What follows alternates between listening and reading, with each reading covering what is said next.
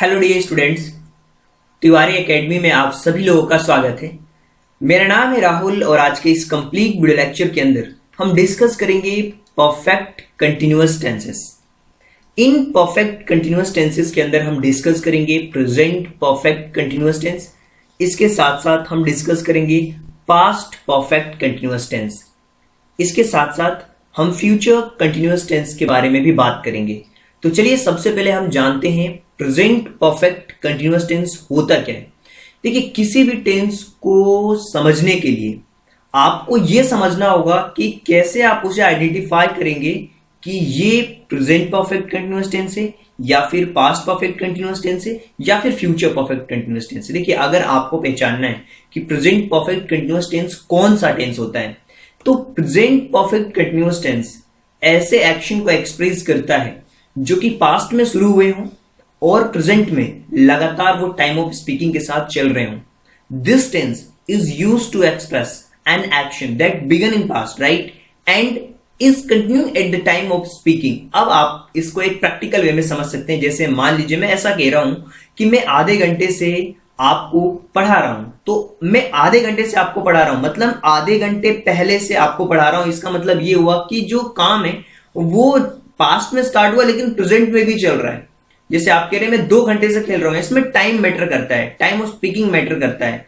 तो इसे हम कहते हैं प्रेजेंट परफेक्ट कंटिन्यूअस टेंस। इसका हम आइडेंटिफिकेशन भी देखेंगे, स्ट्रक्चर्स भी देखेंगे, कुछ फॉर्मेशन को हम समझते हैं। एक जनरल फॉर्मेशन जो होता है कि आई वी यू दे के साथ हम हैव बीन का यूज करते हैं। देखिए, हैव बीन होता है और सिंस और फॉर होता है। और मैंने आपको एक बात हमेशा बताई है, एक बात आपको हमेशा मैंने बताई है, उसको ध्यान रखना है कि जब भी कंटिन्यूअस टेंस के बारे में बात हो रही हो, इसका मतलब यह हुआ कि जो वर्ब की फर्स्ट फॉर्म है उसमें आईएनजी आएगा।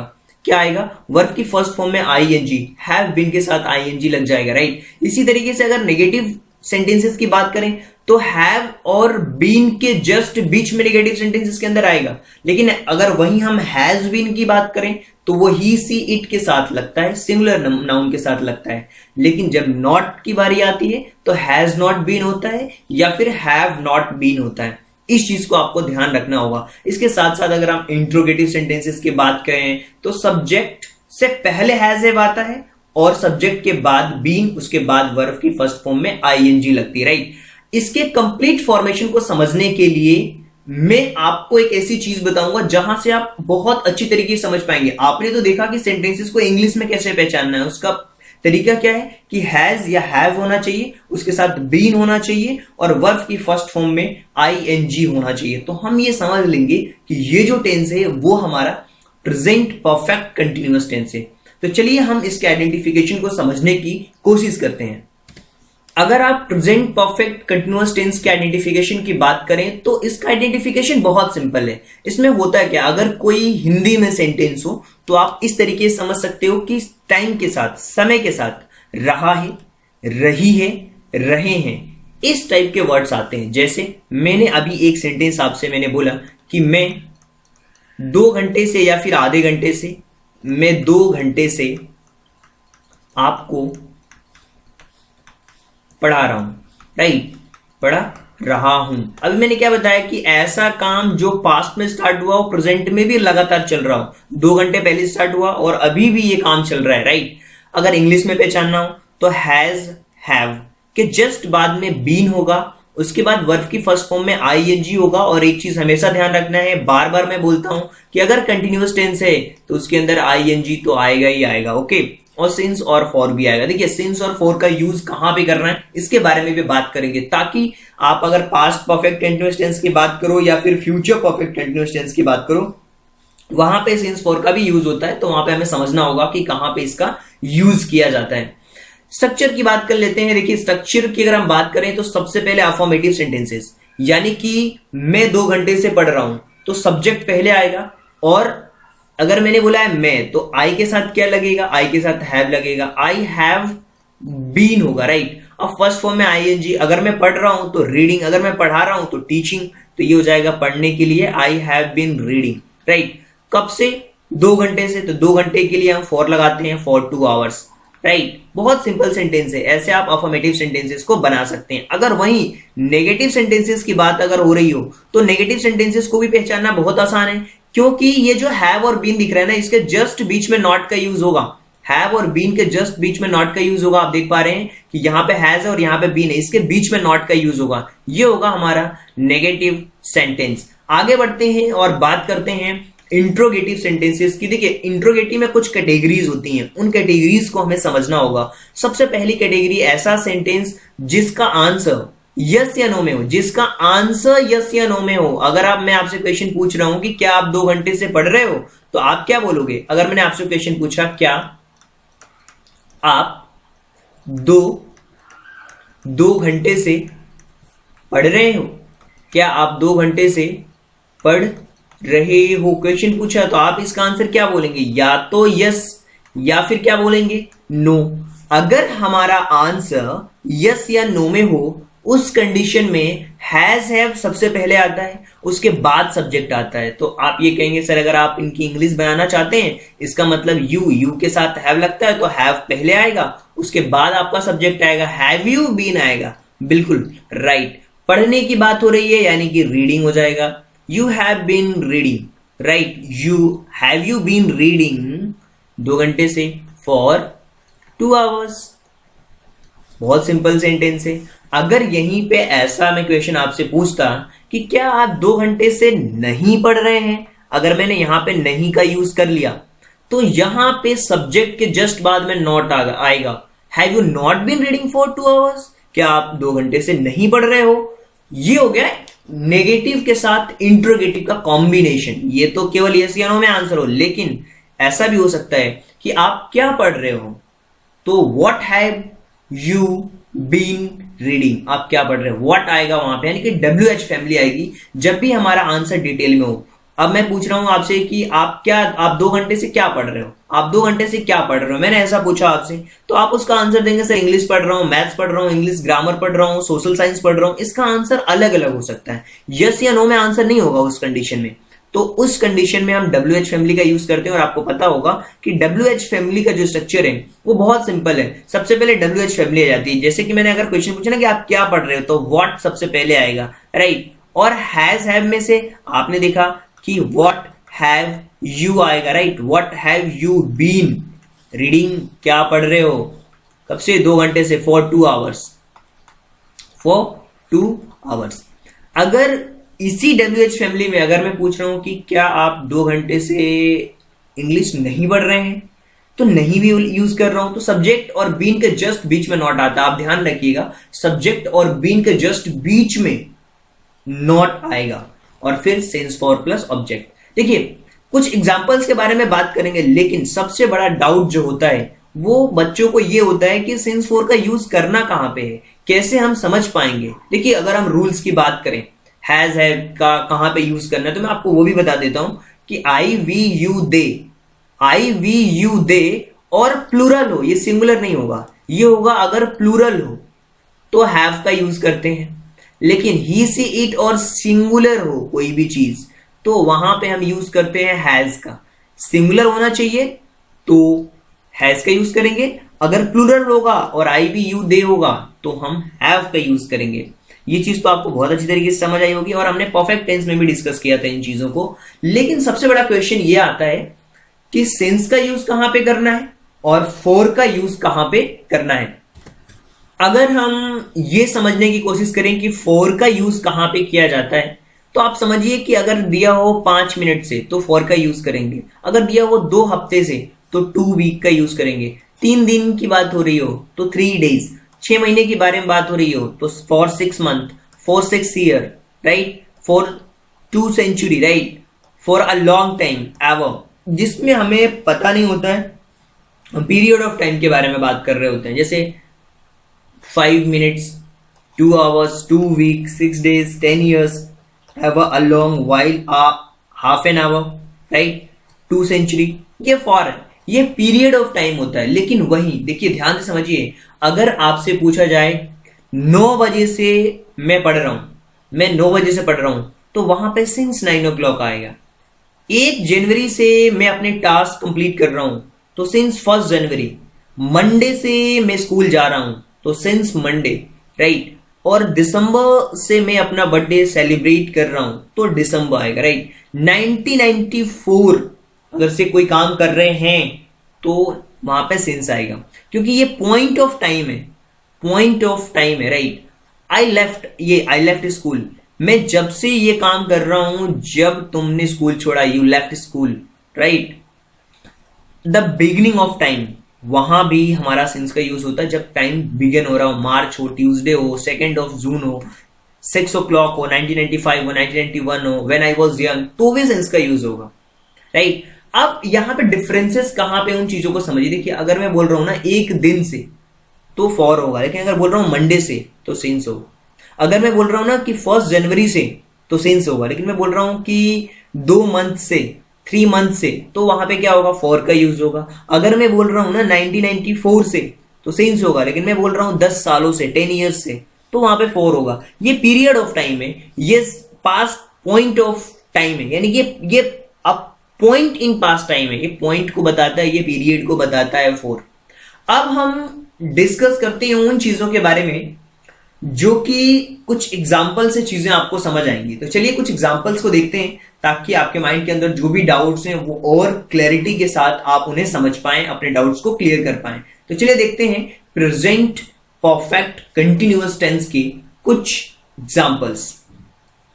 अगर हम कुछ एग्जाम्पल्स के बारे में बात करें तो आप समझ सकते हैं, जैसे I have been reading English for 7 years, मैं 7 सालों से इंग्लिश पढ़ रहा हूं, ये अफर्मेटिव का सेंटेंस है।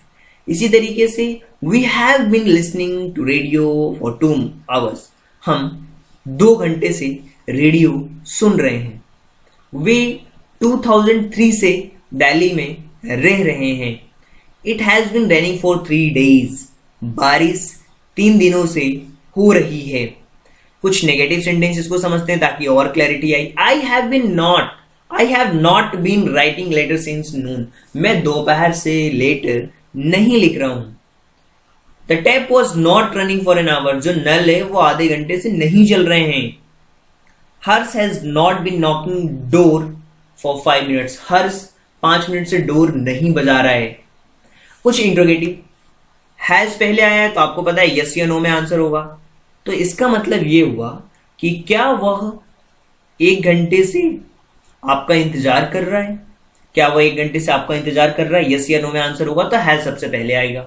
Have you been suffering from fever, देखिए बहुत फेवरेट ये सेंटेंस है, और जब हम एप्लीकेशन लिख रहे होते हैं ना अपने टीचर को तो लिखते हैं suffering from fever since last Monday. देखिए सिंस का यूज किया गया है यहाँ पे, आप कॉन्सेप्ट अपने क्लियर रखिए कि मंडे ट्यूसडे अगर दिया होगा तो हम वहां पे सिंस का यूज करेंगे। तो हैव यू बीन सफरिंग, क्या आपको लास्ट मंडे से बुखार आ रहा है, तो इस टाइप का सेंटेंस है ये interrogative sentence. Since when you have been reading this book, कब जब से, आप कब से इस बुक को पढ़ रहे हैं, राइट। इसी तरीके से for how long have you been playing football, आप कितने समय से फुटबॉल खेल रहे हैं। तो यहाँ पे इंट्रोगेटिव सेंटेंसेस के एग्जांपल्स कुछ समझ पाए होंगे आपने।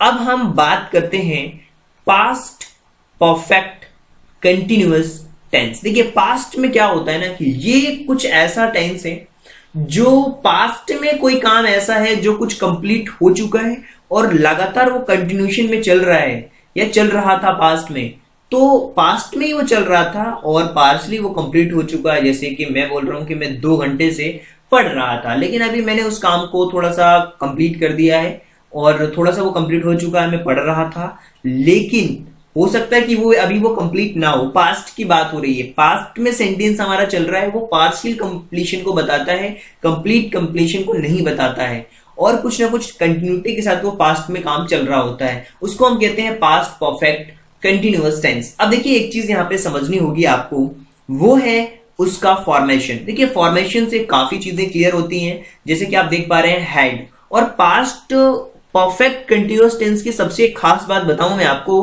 कि जो हैड है, हैड सभी के साथ यूज होता है। यहां पे कोई भी कंफ्यूजन नहीं होती है बच्चों को कि हैड का यूज किसके साथ करने। देखिए एक ही है, अकेला है, सभी के साथ हैड का यूज होगा।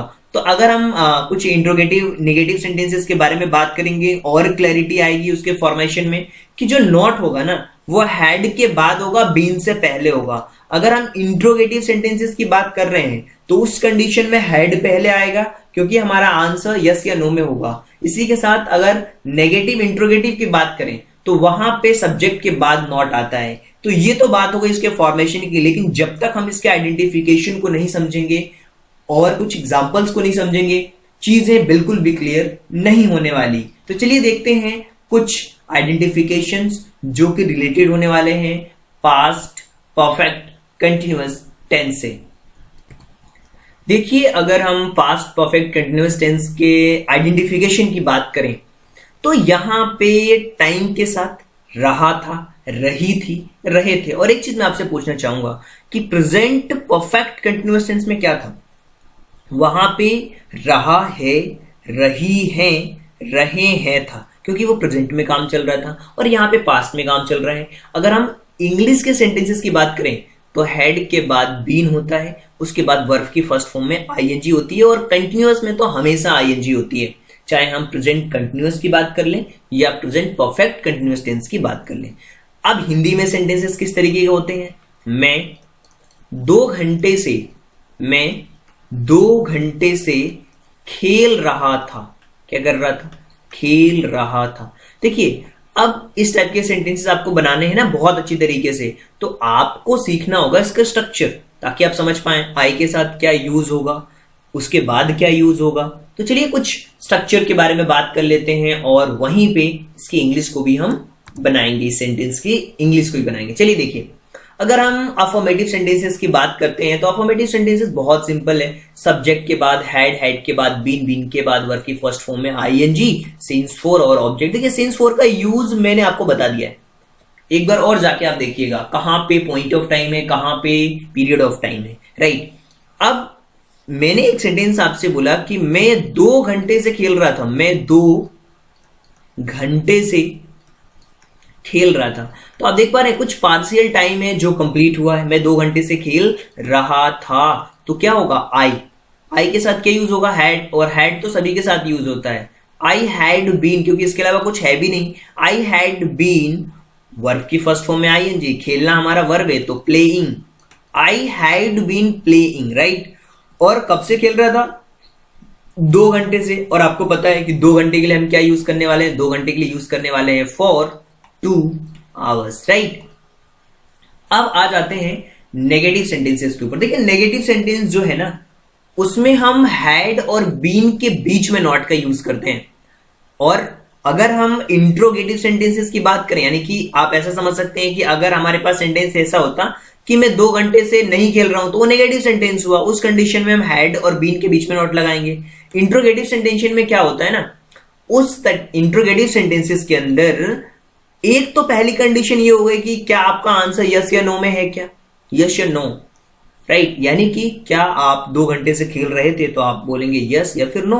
तो उस कंडीशन में हेड पहले आ जाएगा, सब्जेक्ट बाद में होगा, बीन उसके बाद होगा, फिर वर्ब की फर्स्ट फॉर्म में आईएनजी और सिंस फॉर प्लस ऑब्जेक्ट। अगर इंट्रोगेटिव नेगेटिव होगा तो सेम वही कंडीशन, बीन से पहले नोट होगा और सब्जेक्ट के बाद नोट होगा। ये होता है इंट्रोगेटिव नेगेटिव। अगर कुछ रूल्स के बारे में समझने की हम कोशिश करें तो सभी के साथ हेड का यूज किया जाता है, लेकिन अगर WH फैमिली वाले वर्ड्स आ गए तो फिर क्या होता है? तो उस कंडीशन में हम WH फैमिली को सबसे आगे रखते हैं कि आप कैसे खेल रहे हैं, तो हाउ, राइट। WH फैमिली सबसे पहले आती है, हाउ, व्हेन, राइट, वेयर। आप कहां 2 घंटे से खेल रहे थे? तो आप बताएंगे मैं यहां खेल रहा था, मैं इस ग्राउंड में खेल रहा था। उस कंडीशन में जो आपका आंसर होगा ना वो यस या नो में नहीं होगा। इसीलिए हम WH फैमिली को सबसे पहले रखते हैं। अगर WH फैमिली के साथ कोई नेगेटिव वाला वर्ड है तो सब्जेक्ट और बीन से पहले नोट आता है, सब्जेक्ट और बीन से पहले नोट आता है। इस चीज का ध्यान रखना होगा आपको। रूल्स के बारे में जैसा कि मैंने आपको बताया था कि सभी के साथ हेड का यूज होता है, चाहे आई, वी, यू, दे हो, सिंगुलर हो, प्लूरल हो, सभी के साथ हेड का यूज किया जाता है। बट इस हेड को अच्छी तरीके से समझने के लिए हम समझेंगे कुछ एग्जांपल्स, ताकि चीजें और अच्छी तरीके से क्लियर हो पाएंगी। अगर हम पास्ट परफेक्ट कंटिन्यूअस टेंस के एग्जांपल्स की बात करें तो आप देख सकते हैं यहाँ पे एक सेंटेंस लिखा हुआ है, we had been waiting for since long. हम काफी समय से आपका इंतजार कर रहे थे, राइट। और ये कुछ टाइप्स बता रहा हूं मैं मॉडल सेंटेंसेस के, ताकि आप समझ पाएं कि पास्ट परफेक्ट कंटिन्यूअस टेंस कैसे काम करता है। कुछ और एग्जांपल देखते हैं।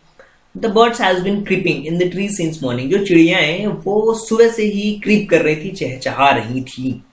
पास्ट का काम है। Dinesh had been acting occasionally before joined a job. जो दिनेश है वो जॉब को ज्वाइन करने से पहले वो एज एक्टिंग ओकेजनली, कभी कभी एक्टिंग कर रहा था, राइट। और when I went to him he had been laying in bed. जब मैं उनके यहाँ गया तो वो बेड पे लेटे हुए थे। इसी तरीके से he had not been working in bank before he went to Japan. वह बैंक में, जापान जाने से पहले बैंक में काम नहीं कर रहे थे। क्या वह आधे घंटे पहले से लेटर लिख रहे थे? Had he been writing a letter for an hour or half an hour? Had they not been helping us? क्या वे हमारी मदद 2002 से हर तरीके से मदद नहीं कर रहे थे? तो इस टाइप के सेंटेंसेस हैं जिसमें आपको काफी कुछ चीजें क्लियर हो रही होंगी। अब हम बात करते हैं फ्यूचर परफेक्ट कंटिन्यूअस टेंस के बारे में। तो आपको समझना होगा कि जो फ्यूचर परफेक्ट कंटिन्यूअस टेंस है, ये फ्यूचर में जो काम स्टार्ट होने वाला है और इट मे बी पॉसिबल कि वो लगातार चल रहा होगा उस समय पे कुछ समय के लिए। तो इस तरीके के टेंसेस को हम फ्यूचर परफेक्ट कंटिन्यूअस टेंस कहते हैं। आप कुछ इस तरीके से समझ सकते हैं कि मैं अगले महीने भोपाल जा रहा हूंगा।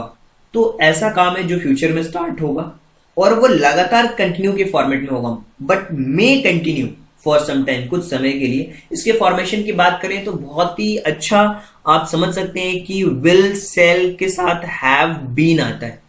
विल सेल के साथ क्या आता है? हैव बीन आता है। मैं आपको बता दूं, हैव बीन आता है, राइट। इसी तरीके से अगर आप नेगेटिव सेंटेंसेस को समझने की कोशिश करें तो विल सेल विल के साथ नॉट, हैव बीन और विल सेल के जस्ट बाद में नॉट, और हैव बीन से पहले आता है नॉट।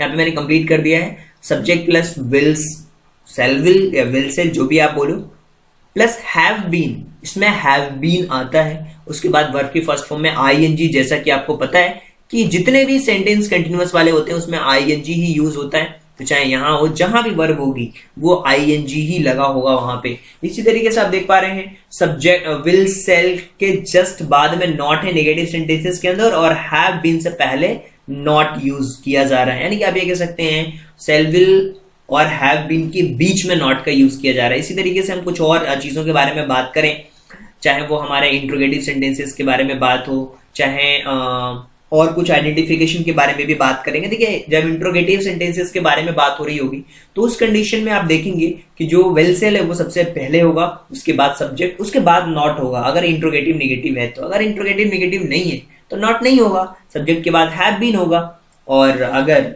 नेगेटिव इंट्रोगेटिव है तो नॉट आएगा वहां पे, राइट। तो इस तरीके से आप इन चीजों को समझ भी सकते हैं, राइट। अब ये डिपेंड करता है कि ये किस तरीके के सेंटेंसेस हमें दिए हुए हैं। अगर केवल इंट्रोगेटिव है, नेगेटिव नहीं है, तो ये नॉट नहीं होगा। लेकिन अगर नेगेटिव इंट्रोगेटिव के साथ में है तो नॉट होगा, जो कि सब्जेक्ट्स के बाद में आएगा और हैव बीन से पहले आएगा। तो अब हम समझने की कोशिश ये करते हैं कि कैसे हम पहचानेंगे अपने फ्यूचर परफेक्ट कंटिन्यूअस टेंसेस को। देखिए, उसको पहचानना बहुत आसान है। मैं उसके आइडेंटिफिकेशन के बारे में बात करता हूं ताकि आप उन चीजों को बेटर तरीके से समझ सकें। अब हम समझने की कोशिश करेंगे फ्यूचर परफेक्ट कंटिन्यूअस टेंसेस के आइडेंटिफिकेशन को। देखिए, समय के साथ फ्यूचर में रहा होगा, रही होगी, रहे होंगे, इस टाइप के सेंटेंसेस अगर आते हैं तो आप कह सकते हैं कि ये जो सेंटेंस है वो फ्यूचर परफेक्ट कंटिन्यूअस टेंस का है। जैसे मैं 3 घंटे से खेल रहा हूंगा, मैं 3 घंटे से भोपाल जा रहा हूंगा, ऐसे ही बोल सकते हो। 3 घंटे से भोपाल जा रहा हूंगा, राइट। मैं 3 घंटे से भोपाल जा रहा हूंगा, तो इस कंडीशन में विल सेल होगा, हैव बीन होगा, वर्ब की फर्स्ट फॉर्म में आईएनजी होगा, सिंस या फॉर होगा। देखिए, अगर आई लिखा हुआ तो आई के साथ सेल का यूज किया जाता है। I shall have been going, ING लग गया, और सिंस 4 होगा तो 3 घंटे से जा रहे हैं, फॉर 3 आवर्स, आवर्स, राइट। तो इस तरीके से आप इन चीजों को बेटर वे में समझ सकते हैं। तो ये बात हो गई आइडेंटिफिकेशन के बारे में। लेकिन अब हम बात करते हैं स्ट्रक्चर के बारे में, जो कि सबसे पहले अफर्मेटिव सेंटेंस। अफर्मेटिव सेंटेंसेस का जो स्ट्रक्चर होता है उसके अंदर हमारा जो विल सेल होता है उसके जस्ट बाद में हैव बीन होता है, और फिर वर्ब की फर्स्ट फॉर्म में आईएनजी के साथ सिंस, फॉर और ऑब्जेक्ट होता है। नेगेटिव में क्या होता है, विल सेल के जस्ट बाद में नॉट और हैव बीन से पहले नॉट होता है। इसके अलावा अगर हम इंट्रोगेटिव सेंटेंसेस की बात करें तो उसमें कुछ कैटेगरीज होती हैं, जिसमें कि सबसे पहली कैटेगरी ये होती है कि अगर आपका जो आंसर है वो यस या नो में हो। अगर आपका आंसर यस या नो में है तो चीजें बहुत क्लियर होंगी। उस कंडीशन में जैसे मान लीजिए कि क्या आप 2 घंटे से भोपाल जा रहे होंगे, आपका आंसर होगा यस या नो। उस कंडीशन में विल सेल को सबसे पहले रखा जाता है और हैव बीन को बाद में, सब्जेक्ट के बाद में रखा जाता है।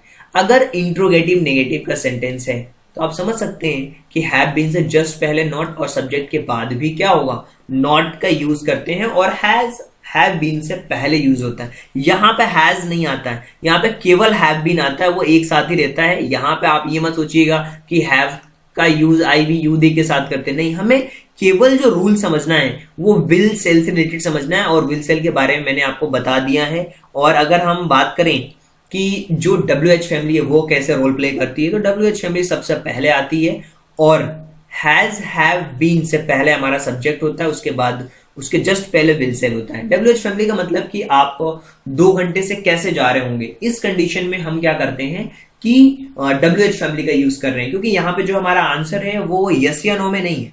WH फैमिली में अगर नेगेटिव सेंटेंसेस की बात करें तो नॉट सब्जेक्ट के बाद और हैव बीन से पहले आएगा, और बाकी चीजें सेम रहेंगी जैसा कि हमारी WH फैमिली के स्ट्रक्चर में दिया हुआ है। जैसे कि मैंने आपको रूल्स के बारे में बताया है कि आई वी का जो यूज है, आई और वी के साथ सेल का यूज करते हैं, लेकिन बट मैं बार बार आपको बता रहा हूं कि जो मॉडर्न इंग्लिश यूज हो रही है आज के समय में उसमें सभी के साथ विल का यूज किया जाता है। तो आप कहीं कहीं देखेंगे कि आई वी के साथ भी विल का यूज आपको देखने को मिलेगा। तो आपको कंफ्यूज नहीं होना है, क्योंकि मैं आपको बता चुका हूं कि आई वी के साथ वी का यूज भी कर सकते हैं, विल का यूज भी कर सकते हैं आई और वी के साथ, राइट। और सेल का यूज आई और वी के साथ किया जाता है। लेकिन एक चीज मैं आपको और अच्छी तरीके से बता दूं कि अगर आई और वी के साथ विल का यूज किया गया है तो इसका मतलब ये हुआ कि आप उस चीज के प्रति डिटरमाइन हैं, बहुत ही फोकस के साथ आप वो काम कर रहे हैं, राइट। तो ये तो बात हो गई रूल के बारे में, राइट। अब हम बात करते हैं, समझने की कोशिश करते हैं कि कैसे कैसे हम अपनी चीजों को एग्जाम्पल्स के थ्रू और बेटर वे में समझ पाएंगे। अगर हम फ्यूचर कंटिन्यूअस टेंसेस के कुछ फ्यूचर परफेक्ट कंटिन्यूअस टेंसेस के कुछ एग्जांपल्स के बारे में बात करें तो आप समझ सकते हैं, she will have been reading Ramayan since morning. वह सुबह से रामायण पढ़ रही होगी, राइट। हम दिसंबर से अपने कोर्स का रिवीजन कर रहे होंगे, रिवाइज कर रहे होंगे। काफी बेटर सेंटेंस है। और will it be snowing a Shimla for a week. 1 week से मे बी पॉसिबल है कि फ्यूचर में शिमला में बर्फबारी हो रही होगी, बर्फ गिर रही होगी, स्नो हो रहा होगा। Shall we not have been constructing our house for 2 months? क्या हम 2 महीने में अपने घर कंस्ट्रक्ट नहीं कर रहे होंगे? देखिए फ्यूचर के बारे में बात हो रही होगी। अमन will not have been paying the school fees since next month. Next month में अमन जो है वो स्कूल की फीस नहीं पे कर रहा होगा। will not been paying the school fee since next month, right. ये कुछ सेंटेंसेस थे जिससे कि काफी कुछ चीजें आपको समझ आई होंगी। देखिए जितने भी टेंसेस मैंने आपको पढ़ाए हैं, चाहे प्रेजेंट, चाहे परफेक्ट, चाहे कंटिन्यूअस और चाहे परफेक्ट कंटिन्यूअस, जितने भी टेंसेस आपको पढ़ाए हैं, मैंने अगर आपको पढ़ाया है सिंपल टेंस तो वो सब एक साथ पढ़ाए, कंटिन्यूअस टेंस भी एक साथ पढ़ाया, परफेक्ट भी एक साथ पढ़ाया, परफेक्ट कंटिन्यूअस टेंस भी एक साथ पढ़ाया। और उम्मीद करता हूं कि ये सारे टेंसेस आपको बहुत अच्छी तरीके से समझ आए होंगे। लेकिन लगता है कि कोई डाउट है तो आप क्वेश्चन पूछ सकते हैं कमेंट बॉक्स में, आप अपने क्वेश्चंस भी पूछ सकते हैं। So thank you so much and thanks for giving your precious time at the last. God bless you. Thank you so much.